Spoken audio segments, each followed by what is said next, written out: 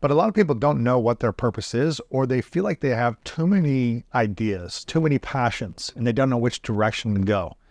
So what have you discovered about how to discover or find your purpose at this stage of life? Yeah. And is there a formula you teach people? Yeah. So there's a couple different things. The thing that I hear more than anything else is that most people don't know what their passions are, and they don't know what their purpose is. More than I hear that I have too many of them. I heard a couple of that last night when I was live, and some people said that they did have too many things that they could do, but majority of people are like, I don't know what my passion is. I don't know what my purpose is. And then I ask them, I'm like, well, how often do you do something new? And they're like, not very often. And I was like, so here's the key to it is it's okay right now if someone's listening not to know what their purpose is. It's okay to not know what their passion is, but it is not okay to not wake up every single day and not be in constant pursuit to find what that passion is if you don't know what it is. And so if it's... And that takes trying new things. Of course. You have to try a ton of new things. Like, for instance, and ruling out things you don't like. Yeah, exactly. And try things and be like, oop, that didn't work. I don't like that at all. Like, and the other thing that's important to know about passion and purpose is that your passion doesn't have to be your paycheck.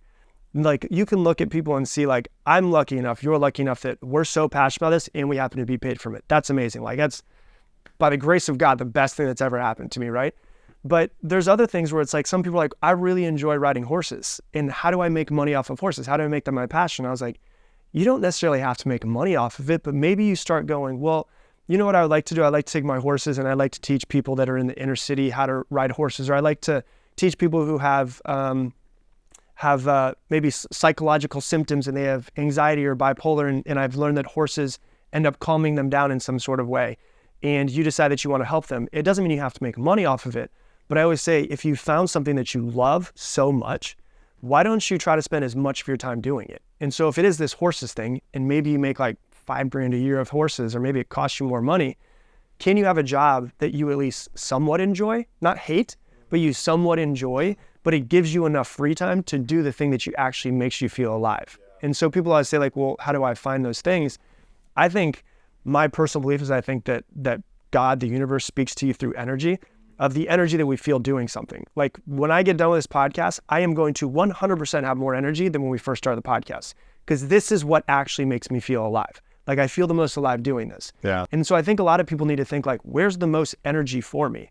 Where do I have the most curiosity to try to learn something? What would I do even if it didn't make me any money? Like, I would still, for years I didn't make money off of the podcast or anything that I did, right? You kept doing it because you loved it, yeah. Hundreds of podcast episodes before I made $1 off of it, right? Just because I love learning about people. I'm obsessed with neurology. I'm obsessed with learning about, like, sitting down with someone and be like, why is Lewis the way that he is? I want to know about his mom. I want to know about his dad. I want to make connections and put this puzzle piece together of this person. And so it's like, it gives me energy to meet people and find out what's going on and where they come from and how they became that. Yeah, I was interviewing someone yesterday. Her name was Jenna Zoe, and she had a curiosity and a love for this thing called human design, which is about understanding kind of your not personality type, but your energy type. Right, based off of when you were born. And exactly, and that, yeah. And she had another business, or she was working in the food industry, creating something around food. And it wasn't really succeeding, but she loved doing this other thing on the side for years, like reading people's charts and like really helping them identify their energy type and making sure, are you in alignment with what you should be doing, and just supporting them in that creation of life. And she did that for years, and she didn't make any money for a long time. Then she made a little bit of money, but she enjoyed it so much that eventually she's like, why don't I just try doing more of this and see if I can make money? After 5, 6, 7 years, and eventually started making money, then said, you know what? Okay, now I'm going to go all in on this. So it doesn't have to be all in right away, or you don't have to monetize something you enjoy right away. Maybe the timing will come later, like it did with you in some ways as well. And maybe if you lean into the curiosity and just keep doing that on the side or on the weekends with your horses, eventually you could make money. For sure. Maybe you can, maybe you can't. But finding the time to dive into things that you love more, I think it's always going to help you. You know what I found that kind of goes with that too, that's important, is that people want to start something and they think they should be like making a bunch of money in 3 months. I found that for the majority of people who I met that have become like something like big and they've been able to do something very successful, it takes at least 5 years. 5 to 7 is pretty average before it like really starts to take off. I don't know if it's like the universe testing us to be like, do you actually want this? Right, Because you right. better keep on this path. But I think the path of mastery is something that I like really love. Like I have, my first tattoo is the Roman numeral for 10,000 because I love the 10,000 hour rule. It's on my wrist right here, so I see it every single day. And I just love the idea of mastering something. And I think that if we find something that we're kind of interested in, that seems interesting, that seems fun, and we start putting energy into it, we start getting better at it. It's like Tony Robbins always says, progress equals happiness. When you feel like you're progressing towards something, not making money, but just progressing towards something, it makes you feel good and you want to keep doing it. Right. And you fast forward 5 years or 7 years and you've become one of the masters of that thing. That's usually when people can write a book about something, they can start a podcast, they can grow a following on it, and that's usually where they can start to monetize. Yeah, you got to have some type of skill set or some type of mastery. Maybe you're not the master, but you've mastered a part of it. And you'll start to attract more financial opportunities that way. Yeah. But one of the things I feel like holds people back from discovering their purpose, tapping into their purpose, taking action on their purpose is the old character they've been playing for so long. You talk about this in your identity chapter. You know, they've been holding on to an identity that has been developed for them that isn't in their highest, best way, right? It's been the way society wants, parents, kids, whatever it might be.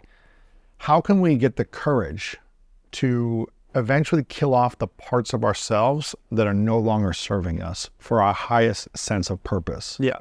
Have you ever seen the documentary Jim and Andy on Jim Carrey? Yes. So It's incredible. it is incredible, right? So everyone should watch it. So Jim Carrey is amazing. He did the movie The Man on the Moon like in 1999.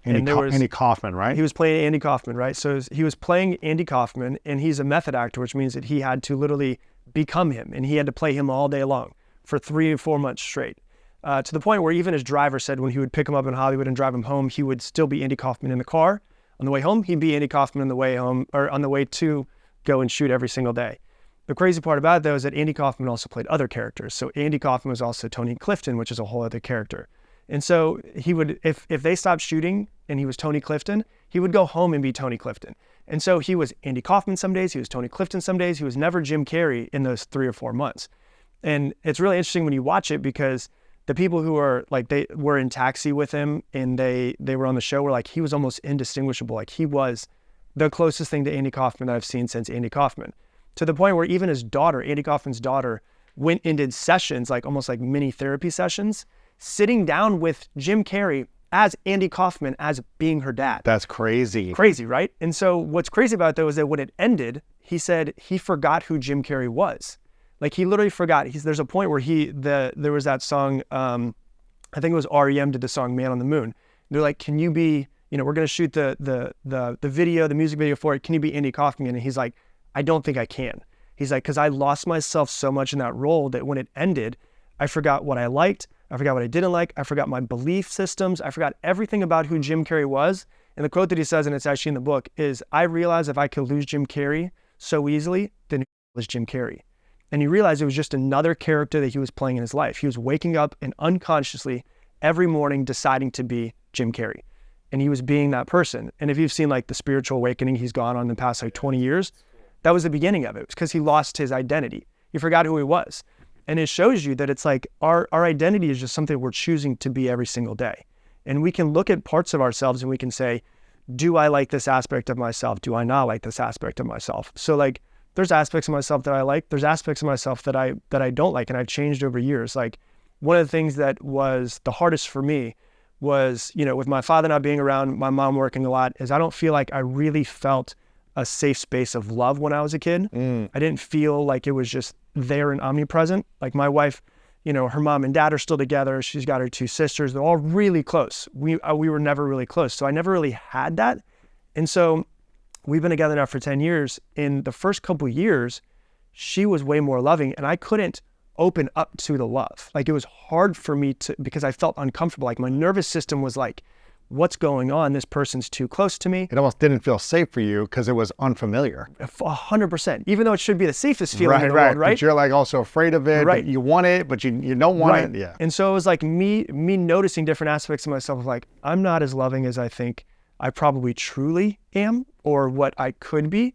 So that was a part of me I didn't like. And so I was like, how do I open myself up to be a little bit more loving? Which is hard because, opening yourself up to be vulnerable, allows you to and be vulnerable, especially when you love somebody, allows you to be really hurt, especially when you've gone through heartbreaks and you've been, if you've been heartbroken, cheated on, divorces, all these things that people could have. I think it really comes down to how are we trying to have the courage to do it is that, it's funny because I literally have 2 tattoos and I'm referencing both of the tattoos. So the only other tattoo that I have is a tattoo on my arm. When I was first starting the podcast, I was really nervous. And I left my job where I was making like $250,000 a year. And I was like, I'm going to do this thing. I don't know why. It just feels right. Like the feelings felt right. And I was really fearful. And I was like, I might go back to work for someone else. And my sister comes out. I went home and I was back for Thanksgiving in 2015, the year I started the podcast. And she goes, hey, have you ever seen this box from Dad of Dad's stuff? And I was like, no. And my dad had passed away, 14 years ago at that point. And there were these, it was like a t-shirt of his, there was his glasses, and there was these letters. My dad was in jail for a little while and he wrote letters to us. And he wrote a letter to my sister on her 20th birthday, which was a year before he passed away. And the very end of the letter, it says, I hope you live your life with courage, love, and laughter. And I read it and I was like, this is actually speaking to me because I'm in so much fear right now that I'm going to go back to work for someone else and literally throw my passion away. And I took my dad's handwriting, exact handwriting. It's on the inside of my arm right here. Yeah, it's on the inside of my arm. That's cool. You want to see it? Yeah, I do. Anybody that's on YouTube. So it says, live your life with courage, love, and laughter. It's the exact handwriting. And it's the end of that letter. It says courage, love, and laughter, right? Which if you think about it, I was in so much fear. I was in so much fear that I was about to give up my entire passion and everything that I felt like I was born to do because I just wanted to go back to what was safe. And I think everybody feels it in the short term. And it's more of like, if you think over a decade or 2 decades, it all works itself out eventually. And so I think control's a big piece, but there's 2 parts in the book that are 2 things that are in part 1. Number 1 is people's identity of themselves and who they think they are is a real big piece. And then the second piece is the fears that they have.